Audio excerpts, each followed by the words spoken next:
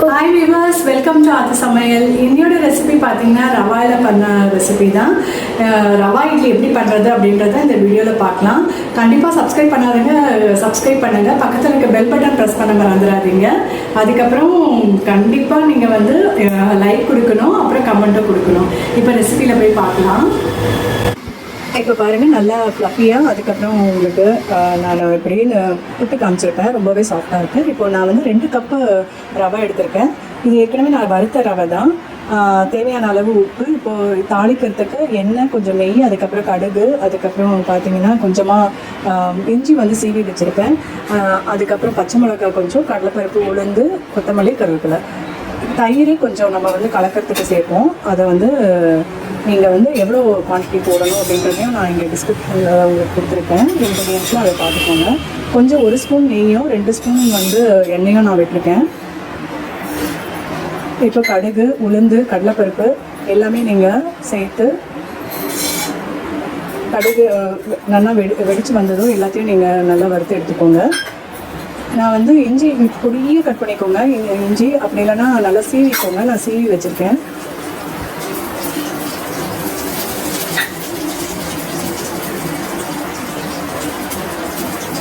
இப்போ நம்ம ரவை வந்து எப்போவுமே வாங்கினா நான் கொஞ்சமாக வறுத்து ஒரு டப்பாவில் போட்டு வச்சுருவேன். நம்ம வெளியிலேயே நம்ம வச்சுக்கலாம்.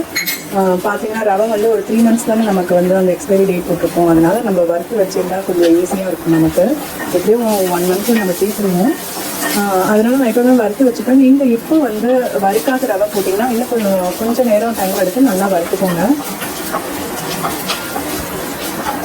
இப்போ அதை நல்லா பொரிஞ்சு வந்துருக்கு. கடுகு, உளுத்தம்பருப்பு எல்லாமே இப்போ வந்து ரவை சேர்த்து, இப்போது நீங்கள் வந்து கேஷ்யூஸ் வச்சுருந்தீங்கன்னா அதை வந்து நீங்கள் பொடி பொடியாக கட் பண்ணி இதில் போட்டு நீங்கள் நல்லா வறுத்துக்கலாம்.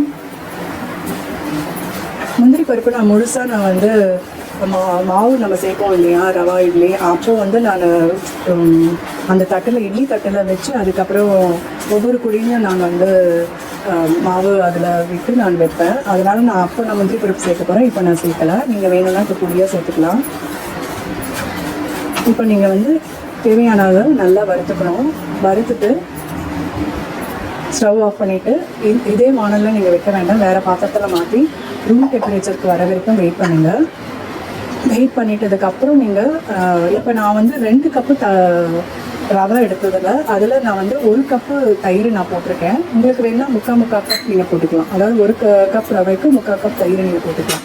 இப்போ கொத்தமல்லியும் தூவி நம்ம வந்து அது நல்லா கலரி எடுத்துக்கலாம். இப்போ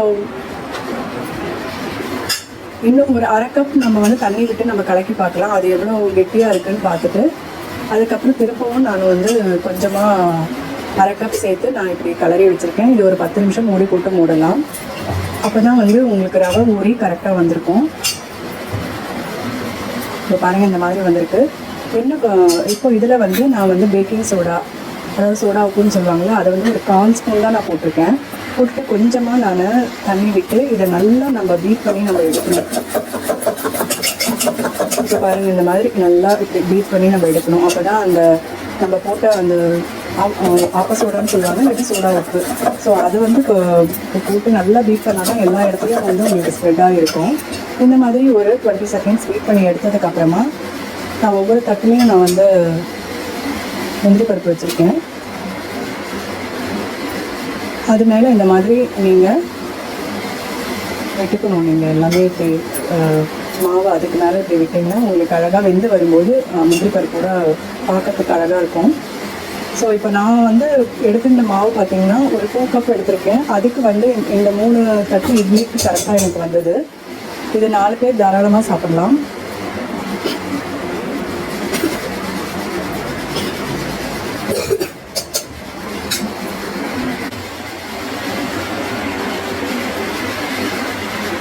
ஸோ இந்த 3 தட்டுலையும் நான் இப்போ விட்டாச்சு. இப்போ வந்து நீங்கள் ஸ்டீம் பண்ணுறதுக்கு முன்னாடி இந்த மாதிரி தண்ணி கொதிக்க விட்டுக்கிட்டிங்கன்னா உங்களுக்கு ஈஸியாக இருக்கும். அப்போ ஒட்டாமல் வரும்னு சொல்லுவாங்க. இப்போ வந்து ஒரு 10 மினிட்ஸ் வெந்தால் போடும். வேக வைக்கிறதுக்கு நான் 10 நிமிஷம் தான் எடுத்தது. இப்போ பாருங்கள், இது நல்லாவே வெந்துடுது 10 நிமிஷத்துக்கு அப்புறம். இந்த மாதிரி ஒரு நைஃப் வச்சு நீங்கள் இப்படி பாருங்கள், கரெக்டாக உங்களுக்கு நல்லாவே வந்திருக்கு. ஸ்டவ் ஆஃப் பண்ணிவிட்டு இது கொஞ்சம் லைட்டாக ஆறுனதும் நம்ம எடுக்கலாம், அப்போ ஒட்டாமல் வரும். இப்போ பாருங்கள் இவ்வளோ நல்லா ஒட்டாமல் வந்திருக்கு, நல்லா ஃப்ளஃபியாக நல்லா மெத்தட் நல்லா இருக்குது. நீங்கள் பாருங்கள், இது விட்டு பார்த்தா ரொம்பவே நல்லா வந்திருக்கு.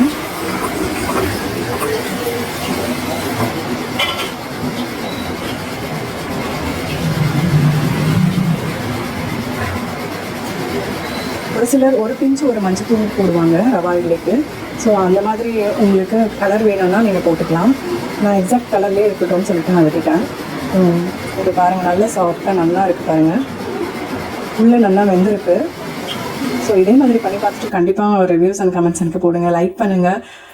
நெக்ஸ்ட் வீடியோவில்